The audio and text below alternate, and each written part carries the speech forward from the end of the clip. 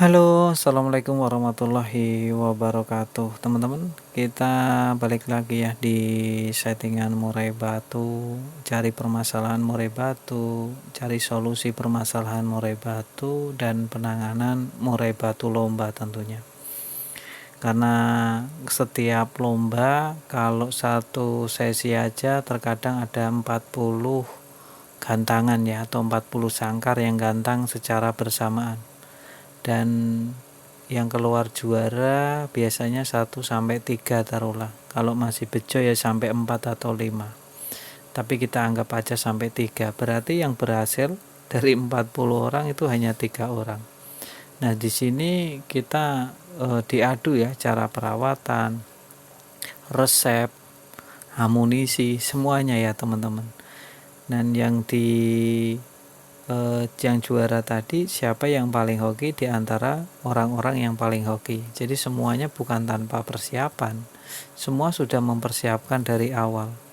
Nah, cuman untuk penerapannya ya tadi murai batu terkadang tidak se-expect yang kita inginkan. Nah, untuk kali ini temanya mengenai murai batu tidak kerja maksimal. Entah itu hanya bongkar di awal atau di tengah atau bahkan hanya di akhir. Kita cari tahu permasalahan dan bagaimana cara kita untuk memberikan solusi atau penanganannya. Jika murai batu teman-teman kerjanya hanya di awal, anggap aja semua murai batu teman-teman saat di rumah pengondisiannya sudah tepat. Kita masuk ke pembahas settingan. Karena sebenarnya seperti di konten saya yang lain, itu permasalahan murai batu itu meskipun permasalahannya sama, untuk pemberian solusi sebenarnya berbeda-beda. Cuma kali ini sudah kita buatkan kamar tersendiri. Taruhlah untuk perawatan di rumah itu sudah sesuai dan tidak ada prosedur yang dilanggar, seperti murai tidak di-track, melombakan terakhir masih bulan kemarin ya, seperti itu nggak dilanggar. Nah, kalau teman-teman dilanggar ya mungkin untuk pola rawatan yang ingin kita share ini tidak bisa diterapkan, kecuali teman-teman sudah menangani itu semua. Nah, murai batu yang bongkar materinya itu di awal. Jika murai batu teman-teman bongkar materinya di awal, berarti murai batu teman-teman itu sudah on duluan. Ya, sudah on duluan. Kemungkinan malah untuk onnya itu sudah duluan di bawah, dalam artian sebelum sesinya dilombakan dia itu sudah terpancing untuk membongkar materi saat di bawah tadi. Nah, ini bisa mengurangi yang namanya kuota.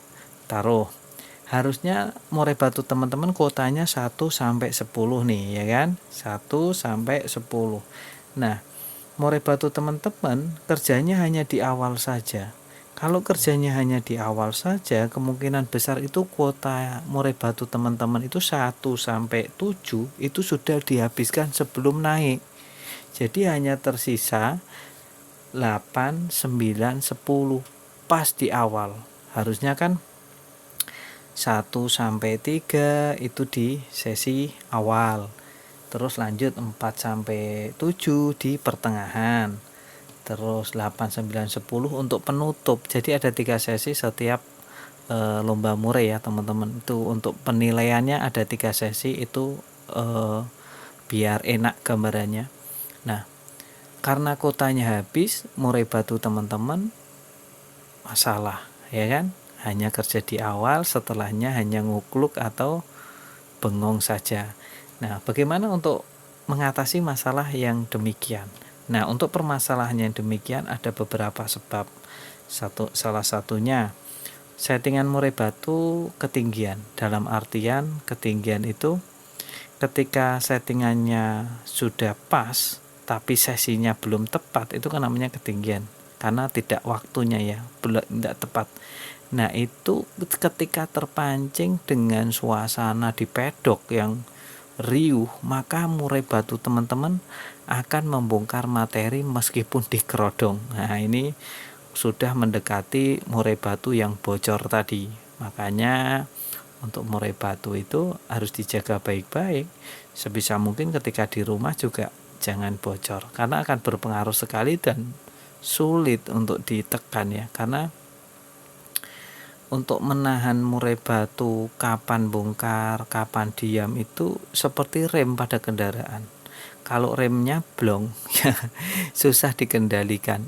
Itu gambaran enaknya ya teman-teman. Lantas gimana cara menyelesaikan masalah ini? Cara menyelesaikan masalah ini ya teman-teman cari tahu. Ya, cari tahunya seperti apa. Jangan ketinggian atau posisikan penempatan di pedok. Kalau memang teman-teman tidak bisa menjaga ketinggian murai batunya itu settingannya, ya teman-teman minimal jauhkan dari orang sekitar, atau kalau mau naik baru mulai dirapatkan ke gantangan. Kalau belum ya jangan dekat-dekat. Atau teman-teman ketika dibawa agak diasingkan dari lingkungan yang sekiranya memancing, tapi teman-teman tetap mastery menggunakan masteran yang biasa teman-teman mastery. Gunanya untuk menenangkan pemasteran yang biasanya loh ya, jangan yang lain. Kalau yang lain atau yang baru nanti malah sama-sama gemprong-gemprong. Jadi biasanya dimasteri gereja tarung saat di rumah. Nah, pemasteran gereja tarung tadi teman-teman bawa ke lapangan. Untuk apa? Untuk mengontrol, mengkondisikan, atau untuk ngerem agar murai batu teman-teman itu tidak bongkar di awal. Dengan catatan, teman-teman saya selalu garis bawahi, ini bisa saja tidak berlaku untuk murai batu teman-teman, karena murai batu itu unik. Apalagi kalau teman-teman mengindahkan peraturan-peraturan yang tidak boleh dilakukan oleh murai batu saat di rumah. Nah, itu perlu dicatat juga. Ya, mudah-mudahan sih sharing kali ini bisa berguna. Jadi ketika ada permasalahan apa, kita cari tahu penyebabnya. Baru kita berikan solusi sesuai dengan penyebabnya tadi. Karena untuk murai batu itu memang butuh disiapkan ya teman-teman ya, dan tidak boleh diganggu. Sering kita melihat murai batu yang tingkatnya sudah skala nasional, dia rela dikontrakkan satu rumah hanya untuk burung. Apa? Ya, kenapa seperti itu? Karena untuk menjaga kestabilannya teman-teman. Enggak lebih dari itu. Ya. Karena dia nggak mau murai batunya terganggu. Kalau murai batunya terganggu, dia nggak akan stabil. Dia bongkar-bongkar materi. Nanti kebiasaan seperti itu susah dikendalikan. Ya, cukup sampai di sini. Jika ada kekurangan, tinggalkan di kolom komentar. Jika bermanfaat, jangan lupa di subscribe.